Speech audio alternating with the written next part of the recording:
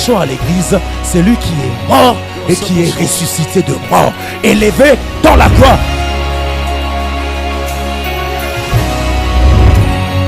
A simple song goes like this. Le voisin de gauche et de droite de ma part, nous avions dit que la Bible, la vie chrétienne, c'est une vie de... ils sont vraiment branchés, hein? Alléluia. Et nous avions dit pendant la semaine que l'amour de Dieu, d'ici la fin de cette semaine, va te localiser. Non, je parle à l'église qui est chez le voisin. Je dis, l'amour de Dieu va te localiser à telle enseigne que les choses que Dieu va faire dans ta vie va faire l'exception. Les amis qui étaient là la semaine, ils savent de quoi nous sommes en train de parler. Alléluia. Tout ce que nous avons, c'est à cause de son amour. Nous avons eu à parler sur le trait de caractère, la charité et l'amour. Et Dieu nous avait fait énormément de bien. Je nous conseille vraiment de réécouter encore l'enseignement, surtout donné les vendredis passés. Nous étions ici plus de 500 personnes la semaine, que Dieu soit glorifié. Vous êtes un peuple merveilleux. Est-ce que tu peux acclamer pour toi-même? Gloire à mon Seigneur. Que Dieu te bénisse abondamment. Et nous sommes appelés à extérioriser cet amour. Donc je pense bien que le message de ce matin, n'est-ce pas, fait suite à ces traits de caractère. Nous parlons de prospérer à tous égards, mais il est important d'abord de saisir de manière intrinsèque les traits de caractère. Depuis le début de l'Église, on a enseigné sur la sainte doctrine, sur le ministère, sur la sanctification.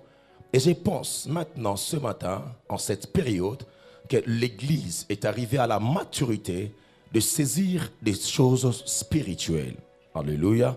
De prospérer à tous égards. Et j'étais en train de prier depuis 2 mois et le Seigneur m'a mis à cœur ce message qui est prophétique pour l'Église, mais aussi pour chacun de nous de manière individuelle. J'étais en prière pour recevoir mon Seigneur. Qu'est-ce qu'on doit parler en ce 2e semestre?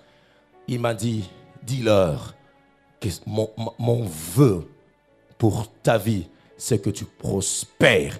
Que tu ne prospères pas dans certains secteurs de ta vie, mais Dieu voudrait à ce que chacun de nous prospère à tous égards, qu'on prospère le tas de ton âme. Alléluia. Donc nous parlerons pendant certains dimanches sur la prospérité telle qu'elle est enseignée dans la parole de Dieu. Non selon les courants actuels de faux prophètes ou les gens qui prennent plus le matériel, les gens qui prennent plus les bénédictions. Mais nous voulons nous concentrer sur ce que la Bible nous dit. Alléluia. Et nous croyons même que la Bible est la plus grande prophétie que Dieu nous a donnée. Amen. Parce que la Bible s'exprime par elle-même. Donc nous trouvons ce passage dans le livre de l'épître de Jean, 3 Jean. Il s'agit aussi de cet apôtre de l'amour dont nous avions parlé toute la semaine. L'apôtre Jean parle à Gaius, il dit à l'ancien, à Gaius, le bien-aimé que j'aime dans la vérité. Bien-aimé, je souhaite que tu prospères à tous égards et sois en bonne santé comme prospère l'état de ton âme. J'ai été fort réjoui lorsque les frères sont arrivés et ont rendu témoignage de la vérité qui est en toi, de la manière dont tu marches dans la vérité. Amen. Et j'aimerais appuyer cette pensée de la prospérité avec la vie d'un patriarche, un fils d'Abraham, celui qui a été béni par Abraham, le fils de la promesse, il s'agit bien de Isaac. Donc Isaac va nous montrer juste quelques principes, parce que ce matin, on va juste introduire, mais par rapport à la vie d'Isaac, il va nous donner certains principes de la prospérité. Nous sommes dans Genèse au chapitre 26, le verset 1er, si vous avez trouvé, nous lisons. Il y eut une famille dans le pays, outre la première famille qui eut lieu du temps d'Abraham. Et Isaac alla vers Abimelech, roi des Philistins, à Guérar. L'Éternel lui apparut et lui dit: ne descends pas en Égypte, demeure dans le pays que je te dirai. Séjourne dans ce pays-ci, je serai avec toi et je te bénirai. Car je donnerai ces contrées à toi et à ta postérité. Et je tiendrai le serment que je fais à Abraham, ton père. Je multiplierai ta postérité comme les étoiles du ciel. Je donnerai à ta postérité toutes ces contrées et toutes les nations de la terre seront bénies en ta postérité. Parce qu'Abraham a obéi à ma voix et qu'il a observé mes ordres, mes commandements, mes statuts et mes lois. Le verset 6, la Bible nous dit, et Isaac resta à Guérar. Le verset 12, lisons, Isaac s'aima dans ce pays et il recueillit cette année le centuple. Je vais dire à quelqu'un, tu vas recueillir le centuple. Est-ce que quelqu'un est là en train de m'écouter déjà de manière prophétique? Il est important de semer, mais quand tu sèmes, toi tu feras la différence. D'ici la fin de cette année, tu vas recueillir cette année au centuple, car l'Éternel le bénit. Cet homme devient riche. Ah, gloire au Seigneur. Quelqu'un qui n'aime pas la richesse. Cet homme devient riche. Je répète encore. Cet homme devint riche. Et il alla s'enrichissant de plus en plus, jusqu'à ce qu'il devint fort.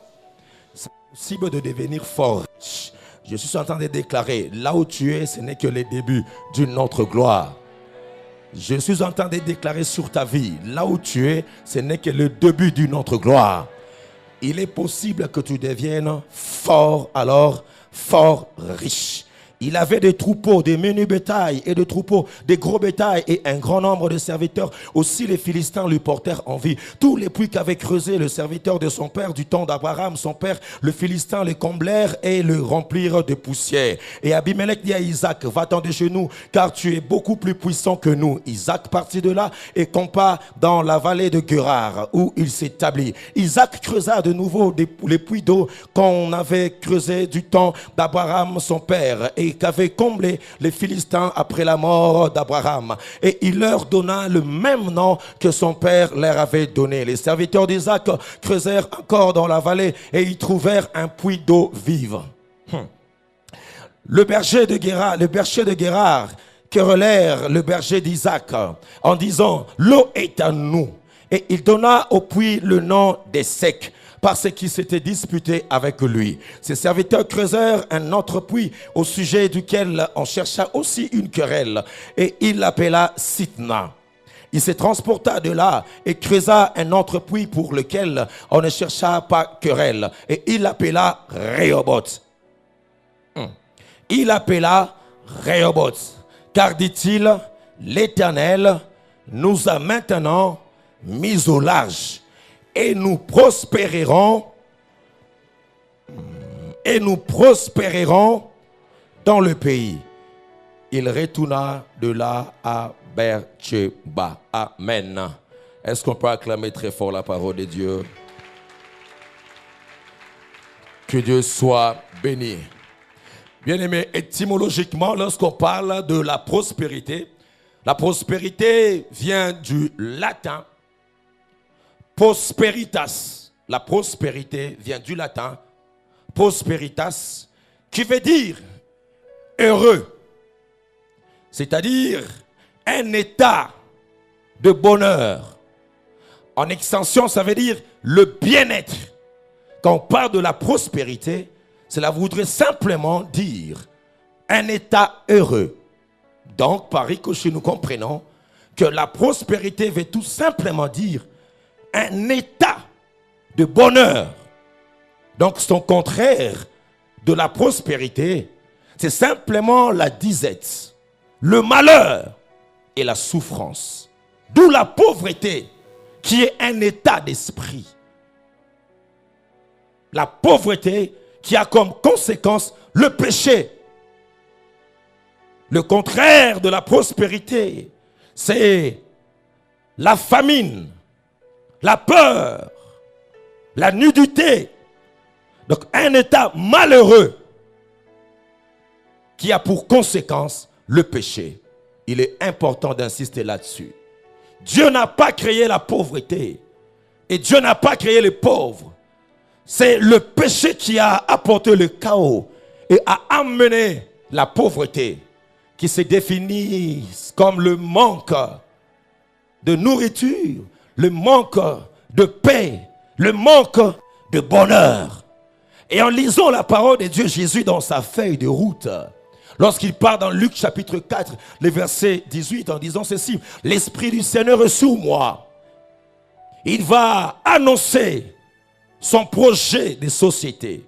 Il dit: l'Esprit du Seigneur est sur moi, car il m'a oint, pour annoncer une bonne nouvelle aux pauvres, pour guérir ceux qui ont le cœur brisé, pour clamer aux captifs la délivrance, aux aveugles le recouvrement de la vue, renvoyer libres les opprimés, pour publier une année de grâce de l'Éternel. Cette feuille de route du Seigneur veut tout simplement dire que Dieu avait comme mission venir ici sous la terre pour le bonheur de la brebis, aux pauvres la bonne nouvelle, aux malades la guérison, afin que la brebis soit dans l'abondance.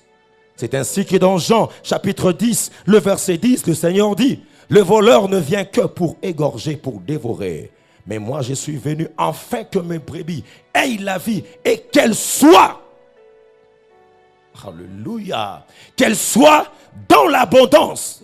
La vie Zoé que nous avons, c'est cette vie qui nous octroie, n'est-ce pas, le bonheur, la paix. Donc de prime abord, lorsque nous entrons dans la définition, vous pouvez comprendre que la prospérité n'est pas égale à ce que nous pensons être. Richesse, argent, or, diamant, non. C'est tout d'abord le bien-être. Quand tu as la vie Zoé en toi, cette vie doit apporter un bien-être intérieur. C'est ça même la volonté de Dieu, afin que mes brebis aient la vie et qu'ils soient en abondance.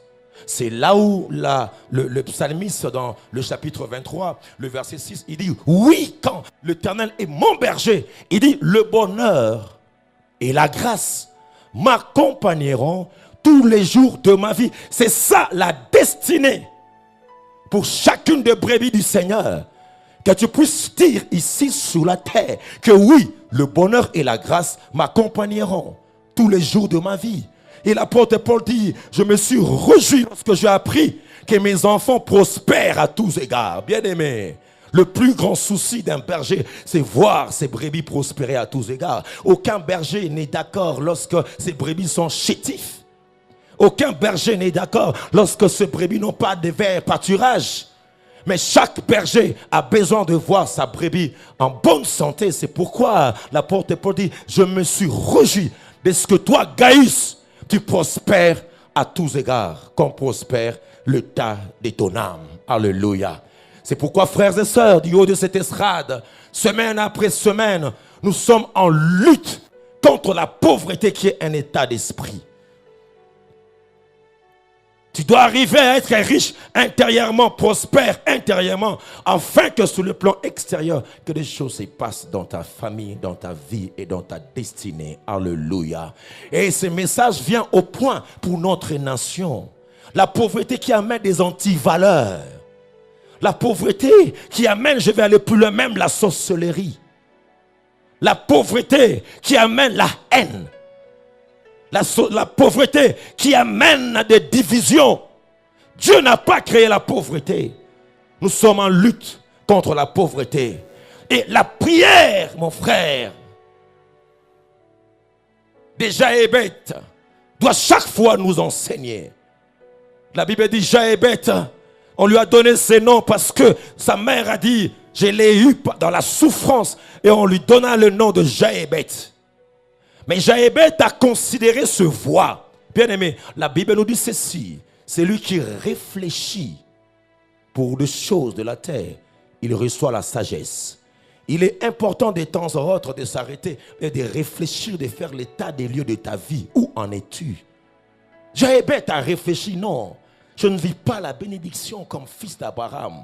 Et Jaébet a fait cette prière. J'aime dire, Jaébet invoqua le Dieu d'Israël en disant: si tu me bénis, ce n'est pas un péché.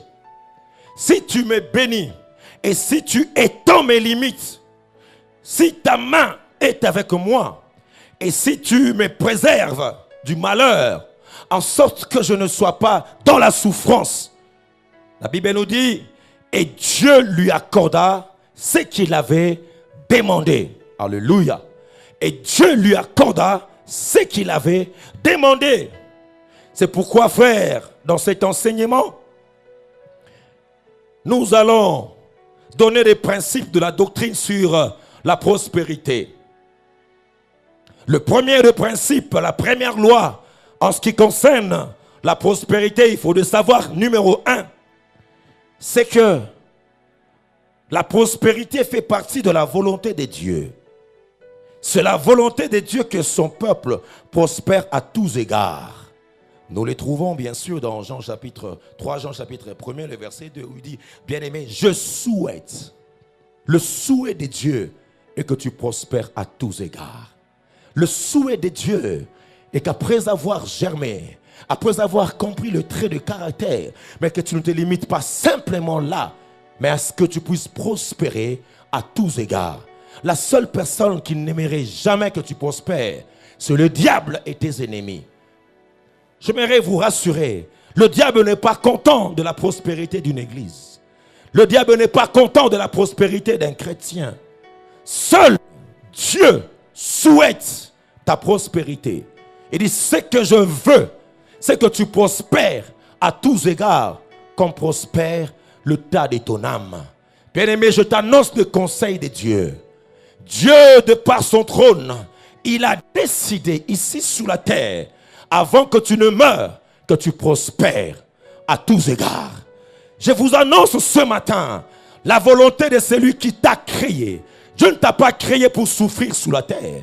Dieu ne t'a pas créé pour vivre éternellement dans ses pleurs, éternellement dans ses larmes, éternellement dans ses inquiétudes. Mesdames, frères et sœurs, ce matin, la volonté de Dieu est que le peuple de Dieu soit dans le bonheur, que le peuple de Dieu soit heureux et qu'il prospère à tous égards. Telle est la volonté de Dieu lorsqu'il t'a créé. Et je t'annonce, frères et sœurs, que d'ici la fin de cette année, en ce deuxième semestre, tu prospéreras à tous égards. Ce que tu vois dans le présent, ce n'est pas encore la fin, ce n'est que l'école de Dieu.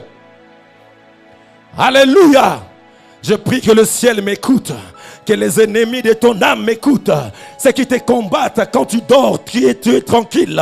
Et les ennemis sont là pour t'empêcher de prospérer. Je vous annonce la volonté de Dieu là-bas au ciel. Pour ma soeur, pour mon frère, en tant que pasteur, envoyé ici à Mimosa. Et que toi tu puisses prospérer à tous égards. Dieu voudra c'est que tu prospères dans le ministère, mais aussi que tu prospères dans le mariage. Dieu voudra c'est que tu prospères au travail, mais que tu prospères aussi et tes enfants. Dieu voudrait c'est que tu prospères, frères et sœurs, dans les dons spirituels, mais Dieu voudrait aussi que tu prospères là où il va te fixer dans cette entreprise, à telle enseigne que les gens, quand ils verront ta vie, ils vont constater simplement que l'amour de Dieu fait assez que tu prospères à tous égards. Je ne parle pas de certains secteurs. Dieu m'a dit, dans tous les secteurs de ta vie, tu prospéreras à tous égards. Alléluia. Je t'interdis de mourir pauvre. Alléluia.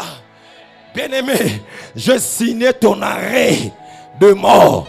Tu ne mourras pas pauvre dans le nom de Jésus. Voilà comment tu réponds Amen. Amen veut dire ainsi soit-il. Lorsque Dieu m'a mandaté, il m'a dit que tu prospères à tous égards. Je te rappelle, frères et sœurs, d'ici quelques mois, les 6 mois qui nous restent, il y a certaines personnes parmi nous qui seront embarrassées de l'intervention divine à telle enseigne que les gens vont dire comment ils prospèrent à tous égards.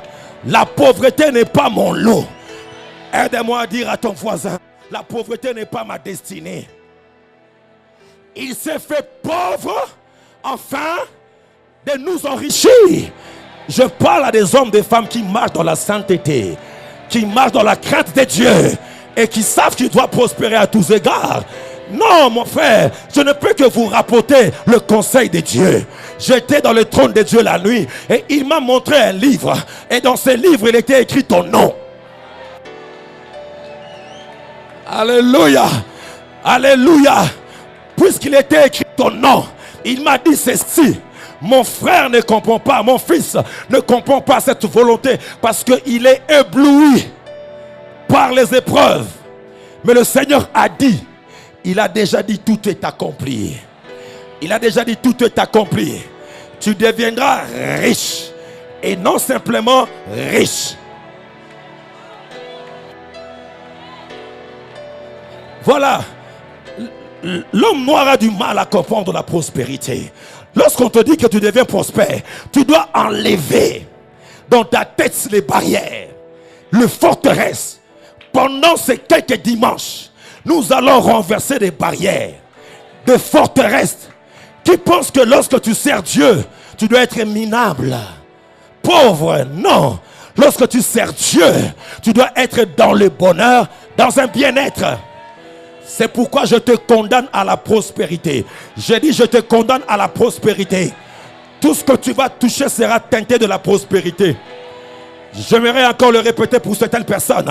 Ils vont recevoir une accélération à telle enseigne qu'ils vont vivre la prospérité de l'âme, la prospérité du corps, la prospérité de l'esprit. Je soupire derrière ces choses. Je soupire derrière ta prospérité. Je soupire derrière ton bien-être. Je soupire derrière ton bien-être parce que Dieu est capable de le faire. Alléluia. C'est la volonté de Dieu. Raison pour laquelle la Bible nous dit, les cieux sont à l'Éternel, mais il a donné la terre aux fils des hommes. Est-ce que je parle à quelqu'un? Pour Dieu, les cieux sont à lui, mais la terre, il a donné aux fils de l'homme. C'est pourquoi il a créé Adam. Il a dit, cultive la terre, garde les jardins, parce que Dieu c'est un Dieu de principe. Il dit, ma part, c'est de te placer, mais ta part, c'est de garder. Cultiver la terre. C'est un Dieu des principes. C'est pourquoi Dieu collabore toujours avec l'homme pour imposer son règne sur la terre. Dieu t'a mis en RDC parce qu'il savait que tu as un plan dans ce pays et dans mon église. C'est pourquoi il a pourvu assez que dans notre pays, nous ayons de l'or. Nous ayons tout ce que vous avez comme matériaux, n'est-ce pas, minéraux et tout. C'est pour notre bien-être. Je sens que je suis en train de prophétiser sur une catégorie de gens. Dieu est en train de choisir au milieu de l'église des hommes et des femmes qui vont ramener ces ressources à l'église pour un partage équitable.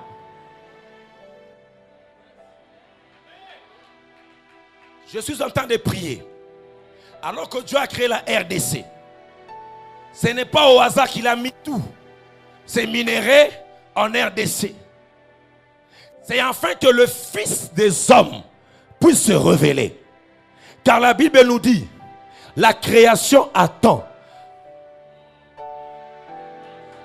La création attend avec un ardent désir la révélation de ton voisin, la révélation de ta voisine. Quand on parle de la création, ce n'est pas simplement la création vivante comme vous et moi. Les diamants, lors de la RDC, fait partie de la création.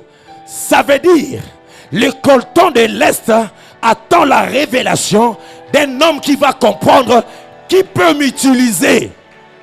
Oh, à la loi et au témoignage, il n'y aura pas de rançon, ne parle pas ainsi. Les Congolais, nous resterons pauvres et nous resterons mentalement pauvres. Il est important que l'Église puisse enseigner des valeurs spirituelles, comme pour dire au peuple de Dieu, c'est pour un but que Dieu nous a donné cet or, que Dieu nous a donné ces diamants, et j'appelle ces coltons, j'appelle ces diamants à venir vers toi pour un bon usage. Aide-moi à taper la main de ton voisin à gauche et à droite. Dis-lui, attends-toi aux merveilles de Dieu. Je dis attends-toi aux merveilles de Dieu. La Bible dit la création attend. Lorsque je parle, ils ont des oreilles. Je déclare que ces richesses puissent te localiser. Non, non, tu ne m'as pas saisi. Je déclare que le pétrole de Congo central puisse te localiser. Que Dieu te bénisse tellement que lorsque tu donneras la dîme, voilà, ce sont des gens qui comprennent. Je suis en train de déclarer que Dieu mette sur ta table un dossier Quand tu vas traiter tes dossiers, la création va attendre et ça va se ramener vers toi à telle enseigne que tu vas apporter dans la maison de Dieu. De quoi bâtir l'œuvre de Dieu, de quoi acheter cet endroit. Aide-moi à dire à ton voisin, c'est de toi que le pasteur parle. N'aie pas peur. Ta vie ne dépend pas de la condition de ce monde. Ta vie ne dépend pas de l'état économique de ton pays. Tu es mystique. Ta vie est céleste. Je dis ta vie est céleste. Pendant que je parle, je vois des banques célestes ramener des ressources vers toi. Ils vont te chercher. Où est Believe? Où est Danilo? Où est Mustapha? Où est Mamissa? Parce qu'il y a quelqu'un qui a compris. Lorsque tu déclares, tu ramènes ces choses vers toi. Car c'est la volonté de Dieu. Lève ta main droite et dis après moi. Au nom de Jésus, je déclare que la prospérité m'accompagnera dans toute ma vie. Car telle est la volonté de Dieu. Au nom de... Acclame très fort le Seigneur. Acclame très fort le Seigneur. Bien-aimé, tu n'as pas besoin de voir, mais tu as besoin tout simplement de croire. Il a dit, tu as tout simplement besoin de croire. Alléluia. J'étais choqué, énervé. Lorsque nous sommes arrivés en Chine. Quand tu arrives là-bas, 3 réactions. Confronté là-bas, 3 réactions. Waouh! Mboka na biso. 3 réactions seulement. Waouh! Je n'ai rien dit. Hein? Alléluia. Et j'ai demandé à un étudiant en master en économie, je pense bien. Et elle m'a dit ceci. Les Chinois ont un nom qu'ils ont donné à la RDC. Parce que chaque nation pour les Chinois, n'est-ce pas, a un nom. Mais pour la RDC, le nom, je ne connais pas bien en chinois, c'est comment. Mais le nom signifie simplement un arbre fruitier. Tu vois comment tu dis, waouh. Après, eux-mêmes, ils comprennent qu'en RDC, c'est un arbre fruitier. Ça veut dire qu'il y a de fruits. C'est pourquoi ils connaissent qu'il y a ces minéraux en RDC. Alléluia. Et je déclare, frères et sœurs, nous ne sommes pas une génération sacrifiée. Je dis, on doit manger le fruit de notre sol. Est-ce que je parle à quelqu'un en ces lieux? Dis amen très fort. Amen. Alléluia. C'est pourquoi que la prière de Jaïbet te rencontre. Que Dieu t'exauce. Amen. Alors, deuxième principe, lorsqu'on parle de la prospérité, gloire au Seigneur, c'est quelqu'un aime ça. Est-ce que quelqu'un aime ça? Est-ce que quelqu'un sait qu'il s'est déjà extériorisé les traits de caractère et que maintenant il est prêt pour vivre la prospérité à tous égards? Oh, tu es béni. Vous êtes une assemblée bénie. Et j'attends que Dieu te bénisse. Dieu va te bénir, tu vas passer au bureau. Tu ne vas pas m'oublier. C'est pourquoi je prends tout mon temps à te bénir et à te bénir encore. D'ici la fin de ce semestre ici, je n'ai que des bénédictions et des bénédictions. Dieu va te mettre ces choses-là à cœur. Il t'a déjà mis ça à cœur. Je prie qu'il puisse encore mettre encore et encore et encore et encore. Et que tu sois béni à tous égards. Amen. Il faudrait savoir deuxièmement qu'il y a une différence entre la richesse et la prospérité. Il y a une différence entre la richesse et la prospérité. Il faudrait savoir qu'un homme riche amasse beaucoup de biens, mais la prospérité va au-delà des possessions matérielles. C'est au-delà des possessions matérielles. Il faut comprendre cela lorsque nous enseignons sur la prospérité. Parce que la prospérité n'est pas égale aux bénédictions. La prospérité n'est pas égale au matériel. Il faut savoir que la richesse peut être extérieure. Les gens voient à l'extérieur la richesse, les biens, les matériels. Parce que nous regardons selon les hommes. On a notre échelle de valeur pour définir quelqu'un qui est riche. Chez nous, on dira qu'il a beaucoup de voitures, beaucoup de maisons, n'est-ce pas? Beaucoup de comptes en banque. C'est selon nous. Mais ce n'est pas ça la vraie prospérité. Vous pouvez avoir toutes ces choses, mais à l'intérieur de vous, être malheureux. On a vu des gens dans ce pays. Ils avaient tout, mais ils dormaient dans des bicoques. Ils dormaient dans des toilettes. Ils n'avaient pas la paix du cœur. Ils avaient toutes ces choses. La richesse n'est pas égale à la prospérité. Alors retiens très bien. La prospérité par contre est intérieure, commence par l'intérieur, je l'insiste, et s'extériorise à l'avenir. La prospérité divine commence dès l'intérieur, que tu prospères à tous égards, comme prospère l'état de ton âme. C'est là où il y a la problématique actuellement avec le message de la prospérité. Nous prêchons l'extérieur, mais nous oublions ce qui amène l'extérieur. C'est l'intérieur qui gouverne l'extérieur. Que tu prospères à tous égards comme prospère ton homme intérieur. Frères et sœurs, la volonté de Dieu est que tu prospères dans ton homme intérieur. Ça veut dire de valeur spirituelle d'abord. Ainsi, les gens ne comprennent pas le mystère ou le message de la prospérité, parce que le prédicateur de la prospérité, il prône, il bondisse plus le matériel. Mais ils mettent la charrue avant le bœuf. Il faut d'abord que l'homme intérieur soit prospère. Il faut que l'intérieur soit prospère.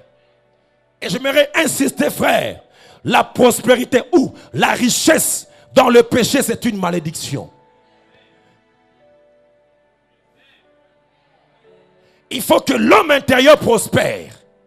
Le développement de l'homme intérieur. C'est pourquoi Dieu ne te donne pas certaines choses, parce que tu n'es pas encore suffisamment mature à supporter cette prospérité. Avant d'être prospère extérieur, tu dois d'abord arriver à être prospère à l'intérieur de toi-même. Maîtriser tes appétits, tes émotions. Que tu prospères à tous égards. D'abord, qu'on prospère ton homme intérieur. À l'église, nous allons insister et insister encore sur le développement de l'homme intérieur. Car c'est lui qui définit ce que sera ton extérieur. Tu ne peux jamais nous tromper, frère. Un jour, ton extérieur va se manifester. Si tu arrives à me tromper, mais tu ne tromperas pas Dieu. Parce que l'homme regarde à l'apparence, mais Dieu regarde à l'intérieur. Alléluia. Alléluia. Nous voulons apprendre à faire mieux à l'extérieur. Mais nous omettons de quitter d'abord à faire mal. On vient à l'église, on cherche à faire mieux, à devenir mieux. On sait que c'est mal avoir deux femmes. On sait que c'est mal être un pied dedans, un pied dehors. Mais on vient quand même. Mais on cherche à faire mieux. Mais avant de faire mieux, il faut d'abord quitter de faire mal. Quand tu arriveras à quitter de faire le mal, c'est alors que tu arriveras de manière instinctive, de manière inconsciente, arriver à faire ce qui est bien. C'est pourquoi, frères et sœurs, la Bible nous dit, lorsque Adam a vu Ève, il a dit, voici cette fois-ci, celle qui est os de mes os et chair de ma chair. Deux fois nous centralisons ce message dans le cadre du mariage, non. Mais il y a une révélation. Ça veut dire, avant d'apprécier la chair, il faut arriver à apprécier ce qu'on ne voit pas. Nous sommes dans Genèse. Abraham n'a jamais vu un cadavre. Abraham n'a jamais vu un mort. Plutôt, Adam n'a jamais vu les os. Mais lorsqu'il voit l'os de ses os, il commence à apprécier d'abord l'intérieur. Parce qu'il voit, non, c'est l'intérieur qui a fait à ce que l'extérieur soit agréable. C'est pourquoi trop souvent les gens viennent à l'église, mais ils commencent d'abord à dire, voici cette fois-ci, chair de ma chair. Non, avant de dire, voici cette fois-ci, chair de ma chair, il faut d'abord voir ce que les hommes ne peuvent pas voir. Voici cette fois-ci, os de mes os et chair de ma chair. C'est pourquoi, frères et sœurs, la structure de ta chair n'ira jamais au-delà de la structure de tes os. Ton squelette, n'est-ce pas, montre que tu n'iras pas plus loin que ton squelette. Parce que c'est ce qui est à l'intérieur qui soutient l'extérieur. C'est pourquoi, frère, je déclare dans ta vie, sois prospère, sois riche à l'intérieur d'abord. Aide-moi à dire à ton voisin, sois riche dans la consécration. Les choses que Dieu va faire dans cette église, ça va éblouir le monde. Oh mon Dieu, sois d'abord riche intérieurement dans ta vie de prière. Parce que ce que tu présentes à l'extérieur, ce n'est que le reflet de ce qu'il y a à l'intérieur. L'homme ne peut donner que ce qu'il a. Si ton cœur est pur, tu donneras aussi la pureté. Si ton cœur est prospère, c'est alors que tu donneras aussi la prospérité de manière extérieure. Que cela s'attache à toi dans le nom de Jésus. C'est pourquoi la Bible dit, à quoi servirait-il à un homme? À quoi servirait-il à un homme de gagner le monde entier s'il perdait son âme? Alléluia. Il y a des richesses que Dieu est en train de déposer dans ton cœur maintenant, pendant que je suis en train de parler. Ce sont des bénédictions intérieures qui se passent maintenant. Alléluia. Donnez simplement du temps. Vous verrez ces choses se manifester en cet endroit. Dans le nom de Jésus-Christ de Nazareth, je vais aller plus loin et choquer les religieux. Le Seigneur dit dans cette église, il va susciter des millionnaires.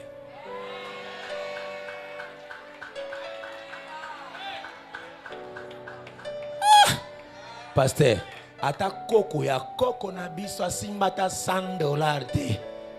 je suis en train de déclarer dans ta vie. Je ne sais pas comment cela se fera-t-il. Mais tout ce que je sais, que la parole de Dieu est oui et amen. Que la richesse intérieure que Dieu t'a déjà donnée ici se matérialise dans l'extérieur. Je dis, je le déclare au nom de Jésus. Est-ce qu'il y a quelqu'un qui comprend ce que je suis en train de parler ici? Alléluia. Je vais aller plus vite. Le troisième principe, c'est là on va s'arrêter pour ce matin. Et le dimanche prochain, on va toucher sur le potentiel. On va s'étendre pendant au moins quelques dimanches sur le potentiel. Ça veut dire, les choses que Dieu a déposées en toi sont déjà en toi. Mais en état d'éveil. Est-ce que je parle à quelqu'un en sérieux? En état d'éveil. Alléluia. Ça veut dire, les choses que Adam cherchait étaient déjà en lui. Mais en état d'éveil. Et quand il dormait, quand il se réveille, il dit, voici cette fois-ci. C'est pourquoi je suis en train de déverrouiller ton homme intérieur à vivre déjà cette prospérité intérieure. Vois-toi en train d'accomplir des choses que personne n'a déjà accomplies dans ta famille au nom de Jésus. Alléluia. Et écoute ce qui est merveilleux dans ta vie. Je prie que tu sors ce matin avec cette force. Que troisième principe de la prospérité, c'est que être là où Dieu veut que tu sois. Le bonheur, c'est être là où Dieu veut que tu sois. Dieu est partout, ma soeur, mais Dieu ne bénit pas partout. Sa présence est dans des boîtes de nuit, mais Dieu ne bénit pas dans des hôtels. Il y a un endroit sur la terre où Dieu va te fixer, où il va te bénir. Il y a un endroit que Dieu a prévu. Et je suis en train de courir derrière le temps pour déclarer à certaines personnes qui ont foulé leurs pieds cet endroit. Le Seigneur m'envoie de te dire, tu as parcouru des églises, mais il y a des églises qui sont des lieux de germination. C'est pour des gens qui sont là-bas à l'extérieur. Bien-aimé, tu dois être là où Dieu veut que tu sois. Et faisant ce que Dieu veut que vous fassiez. C'est ça le bonheur. C'est ça la prospérité, maman Coco. Je peux ne pas avoir de compte à banque. Je peux souffrir dans mes comptes. Comme ces derniers temps. Non. Mais tu es prospère parce que tu fais ce que Dieu dit que je fasse. Et je suis là où Dieu a dit que je sois. Non, rien à faire. Je prospérerai. Je dis je prospérerai. Alléluia. Dieu bénit toujours ce qu'il est l'initiateur. Dieu ne bénit jamais une entreprise qui vient de l'homme. Mais quand il te dit va, fixe-toi. C'est ton lieu de germination. Ne quitte pas cet endroit. La richesse n'est que la conséquence de la bénédiction. Les richesses ne sont que les conséquences de la bénédiction. Tout dépend de la manière dont tu vois ton Dieu. Où Dieu t'a fixé, où Dieu t'a placé. Il dit, tout lieu que foulera la plante de vos pieds, je vous les donne. C'est pourquoi il dit à Isaac, il dit, l'Éternel lui est apparu, il dit, va dans ce pays, fixe-toi dans ce pays et séjourne là. Il avait ainsi dit l'Éternel. Alléluia. Abraham a béni Isaac, mais la bénédiction d'Isaac était conditionnelle. Être là où Dieu veut que tu sois. Et il dit, là, je te bénirai.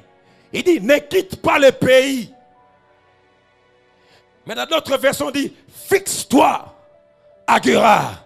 Et là, je te bénirai. Je t'annonce, frère, que Dieu va te fixer. Il y aura des mises en place. Certaines personnes seront déplacées afin que toi, tu sois fixé en cet endroit et que tu sois dans le bonheur. Non, non, non, non, non. Je parle ce matin pour des gens qui veulent dire comme moi, j'en ai assez de cette vie. Il y a meilleur que ce que tu vis jusqu'à présent. Le problème, c'est que tu crois que ce que tu as maintenant, le confort que tu as maintenant, c'est tout ce qu'il y a. Non, Dieu a en réserve plus que ce que tu as maintenant. C'est pourquoi je suis en train de déclarer dans ta vie que Dieu puisse te fixer en un endroit où ça sera le lieu de ta bénédiction, le lieu de ta prospérité à tous égards. Parce qu'il a dit, je serai avec toi. Quand Dieu te fixe, quand Dieu marche avec toi, c'est qu'il sera avec toi. Et il accomplira, comme il a dit, le serment que je fais à Abraham, ton père. Vous savez, un serment, ça veut dire vous jurez. Un serment, ça veut dire Dieu n'ayant pas quelqu'un qui est au-dessus de lui. Quand il jure par lui-même. Alléluia. Un serment, c'est un serment. Les Lingala est tellement pauvres. Pour dire un serment, c'est qu'on l'a pas, ndai. Ça veut dire, Dieu a dit à Lapi, Nako Pambola certainement Abraham. Et je bénirai les enfants de ses enfants. Et quand tu es là où Dieu veut que tu sois, certainement, Dieu te bénira. Quand tu es dans le lieu de la sainteté, de la crainte de Dieu, certainement, je dis Dieu te bénira. Est-ce que je parle à quelqu'un en ces lieux? Ainsi, frère, quand tu es dans le lieu de ta bénédiction, la Bible nous parle, Isaac sema dans ce pays et il aurait cueilli le centuple parce que Dieu était avec lui. Alléluia. Ta prospérité ne vient pas d'abord le jour où Dieu t'a béni, où tu as reçu le matériel, mais le jour où tu as accepté les voies de Dieu et être là où Dieu veut que tu sois. C'est là où il dit, je te bénirai. Et tout ce que tu vas faire dans une année, le Philistin ne pouvait jamais avoir double promotion ou bien double production. Mais ce jour-là, dans une terre étrangère, Isaac a eu non le double, mais le centuple. Ça veut dire 100 fois d'après l'ordinaire. Quand tu es là où Dieu veut que tu sois, tu vas vivre la règle de l'exception. Là où en général les gens font 10 ans, toi tu feras un seul jour parce que tu es au lieu de ta germination, au lieu de ta grâce. Et là où tu seras, tu ne seras pas seul. Il marchera avec toi. C'est le plus grand bonheur, être avec Dieu. Car la Bible dit, avec Dieu, nous ferons des exploits. Et quand il est là, je peux maintenant dire, comme la parole nous dit, seule la bénédiction de l'Éternel qui enrichit et il la laisse suivre d'aucun chagrin. Je m'aurais choqué tes ennemis. La bénédiction de ta vie, ta prospérité que Dieu a en réserve pour toi va susciter la jalousie de tes ennemis. À telle enseigne, les Philistins, ils se sont levés, ils ont cru que la bénédiction d'Isaac dépendait des menus, dépendait des serviteurs, et ils ont mis la poussière, ils ont comblé de poussière le puits que son père Abraham avait creusé. Comme pour te dire, lorsque Dieu te bénit, ça n'attire non simplement les hommes qui vont t'acclamer, mais ça va attirer aussi tes ennemis. Parce que tu deviendras fort riche. Ils vont tout simplement constater que Dieu est en train de bénir ta vie à tous égards. Malgré que tu es comme Isaac dans une terre étrangère. Parce que vous et moi, nous venons du ciel et nous allons au ciel. Nous sommes comme passage ici sur la terre comme Isaac. Mais dans cette terre étrangère, c'est là où nous prospérerons. Car la Bible nous dit, Dieu va nous mettre au large. À telle enseigne que tes ennemis, s'ils ont déjà bouché le puits que tes pères ont creusé, ta bénédiction, ton mariage est plein de poussière, ton travail est plein de poussière. Les Philistins ont comblé tes puits de poussière parce que le puits puits, c'était la richesse à l'époque. Mais le diable sait, lorsque je bouche le puits là, les bêtes ne peuvent pas s'abreuver. Lorsque je bouche le puits là, la nourriture ne sera pas donnée aux animaux. C'est pourquoi il aime assez que le puits de ta vie soit rempli de poussière pour t'enlever la joie, pour t'enlever la paix. Mais laisse-moi te dire, lorsqu'ils vont faire tout cela, ils ne sauront pas qu'ils sont en train de travailler dans la volonté de Dieu. Car lorsqu'ils ont mis ce poussière dans ce puits de Jacob est parti, on l'a chassé. Abimelech a dit, va-t'en de chez nous. Bien-aimé, en certains lieux, on va te repousser. Mais ils ne savent pas, lorsqu'ils vont te repousser, ils vont simplement te faire quitter à un endroit géographique. Tu laisses les menus, tu restes les serviteurs, mais ils t'ont pas chassé de la présence de Dieu. Parce que lorsque Isaac est parti de Guéra avec la présence de Dieu. Il y a des Philistins qui pensent que ta prospérité, c'est les matériels. Que la prospérité, ce sont des puits. Bouchons ces puits et il va mourir pauvre. Mais ils ne savent pas, dans ma doctrine, la prospérité n'est pas liée au matériel. Mais la prospérité est liée à la présence de Dieu. J'irai encore plus loin. Je creuserai un autre puits. Parce que la guerre qui va se battre dans les nations, ça sera la guerre de l'eau. Or, il ne savent pas en RDC. On a le pays où il y a toute l'hydrographie céleste. Même s'ils bouchent l'eau dans la terre, ils ne boucheront pas l'eau céleste que Dieu est en train de répandre dans mon pays. Est-ce que je parle à quelqu'un ce matin? Est-ce que je parle à quelqu'un ce matin? Est-ce que je parle à quelqu'un ce matin? Laissez-les faire. Je parle à toutes ces personnes qu'on a chassées, qu'on a refoulées, qu'on a repoussées loin. Ils ne savent pas que la pression conduit à la direction. Lorsqu'on te presse, va-t'en, va-t'en, va-t'en, sors. Ils ne savent pas qu'ils m'amènent à Guéra, au-delà où je trouverai de puits d'eau vive. Et même s'ils vont quereller, ils appelleront là Essek. Essek veut dire querelle. Je t'annonce, partout dans ta vie où tu as eu des contentieux, où tu as eu des querelles, ce n'est qu'un puits que tu as creusé. Et ils sont venus, ils ont bouché cela et ils ont dit l'eau est à nous. Mais ce n'est pas un problème. Avec la présence de Dieu, partout où tu iras, c'est toi qui vas transformer ces lieux-là à un lieu verdoyant. Voilà, je parle à ton voisin. Je dis, quand tu marches dans la vallée de l'ombre de la mort, tu ne craindras aucun mal. Il te chasse, mais il te conduit à ta direction. Il te chasse, mais il te conduit à ton lieu de germination. Même si tu crains encore, et cette fois-ci tu l'appelles Sitna. Sitna veut dire tout simplement opposition. De la même racine que Satan. Ça veut dire dans ton parcours, lorsque tu auras l'impression de rencontrer le diable lui-même en personne comme Sitna, ne sois pas étonné, parce que bientôt il aura Rehoboth. Bientôt il y aura Rehoboth. Je dis bientôt il y aura Rehoboth. Rehoboth qui veut tout simplement, Dieu va te mettre au large. Et je t'annonce, mesdames et demoiselles et messieurs, en ce semestre qui commence, Dieu va mettre un Rehoboth.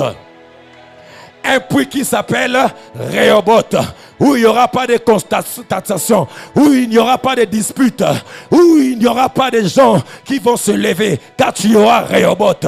Rehoboth veut dire tout simplement, Dieu nous a mis au large. Je vois le Seigneur élargir l'espace de ta tente.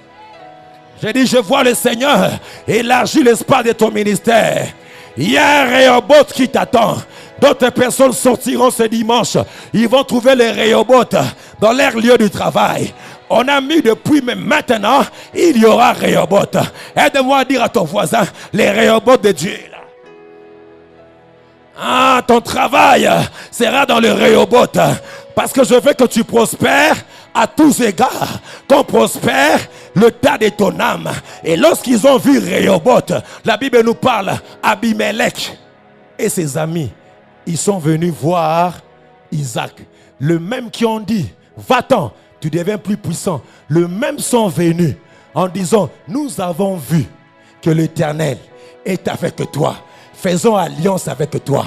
Et quand tu fais alliance avec le monde, c'est toi qui commences à diriger, c'est toi qui commences à donner des choses. C'est pourquoi je t'annonce, le même qui t'ont rejeté, c'est les mêmes quand ils vont voir. Non, on l'a rejeté, on pensait qu'il allait pleurer, mais c'est le lieu de Rehoboth. Nous voyons. Oh mon Dieu, je suis en train de voir certaines personnes quitter la pauvreté à la richesse. Les gens venus leur dire, nous voyons que Dieu est avec toi. Faisons alliance avec toi. C'est à toi de faire alliance avec les païens, avec les rosicruciens. Mais l'heure va pouvoir changer. Ces gens-là, ils connaîtront qu'à l'église, il y a un Dieu qui élève les hommes, qui devient fort puissant, fort puissant. C'est pourquoi je déclare ce matin, deviens puissant à cause du Rehoboth que Dieu va placer en toi dans le nom de Jésus. Et quand ils sont venus, il a appelé ces lieux Beersheba. Beersheba qui veut dire tout simplement le 7e puits. Ça veut dire lorsqu'il ferme les 6 puits, depuis qu'Abraham a creusé, il y aura un 7e puits que Dieu va te donner. Et la Bible nous dit, là, Isaac a bâti un autel à l'Éternel. Comme pour dire, la bénédiction d'Isaac ne dépendait pas du puits, mais de l'Éternel. La bénédiction d'Isaac, c'est d'être en intimité avec son Dieu. C'est alors qu'il a eu Beersheba, la source d'eau vive, jaillira dans tes seins et tu seras une source de bénédiction pour plusieurs. Quelqu'un a été béni ce matin? Quelqu'un a été béni ce matin? Si tu es là, tu te mets debout devant le trône de la grâce de Dieu. Est-ce que tu peux faire la prière de Jaébet? Étends mes limites.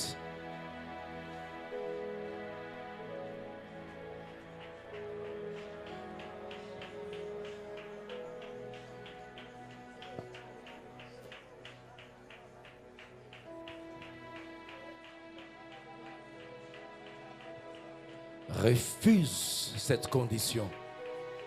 Refuse cette situation.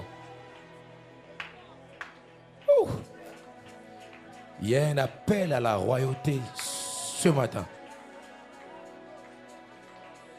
Étends mes limites. Étends les limites de mon cœur, de mon âme. Cette prière ce matin prospère à tous égards, qu'on prospère l'état de ton âme. Dis à Dieu comme Jaébet, étends mes limites.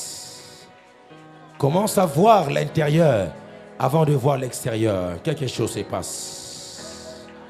Change ta position et Dieu changera ta situation. Ce matin, il t'amène à te voir à l'intérieur. S'il y a des choses à abandonner, demande pardon à Dieu. Ce sont des choses qui alourdissent ta prospérité. La haine, la colère, le péché, la duplicité. Ce matin, dis à Dieu, j'ouvre mon cœur, j'ouvre mon âme, mon esprit. Je veux cette prospérité intérieure de mon âme, de mon esprit. Alléluia. Laisse le Seigneur parler à ton cœur. Ce matin, tu es venu comme pour écouter un homme, mais ce n'est pas un homme. C'est celui qui t'a créé qui veut ta prospérité. Mais il veut d'abord que ton homme intérieur soit préparé. Que ton cœur soit préparé. Que ton âme soit préparée. Seigneur, je prie, Seigneur, ce matin, que quelque chose commence ce matin.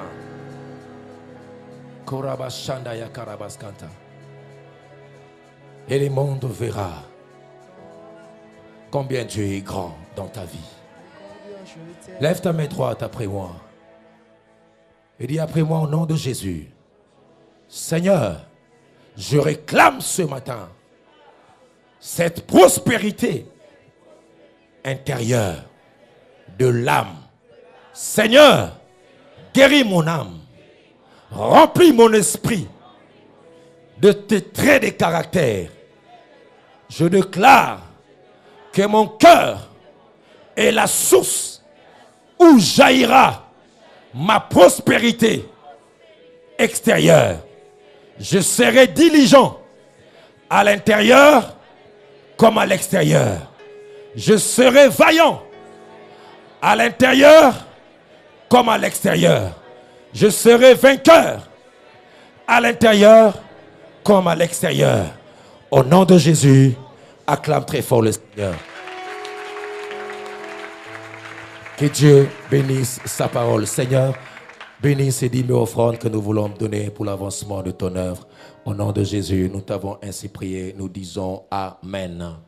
Amen. Que Dieu te bénisse abondamment. Alléluia, abondamment.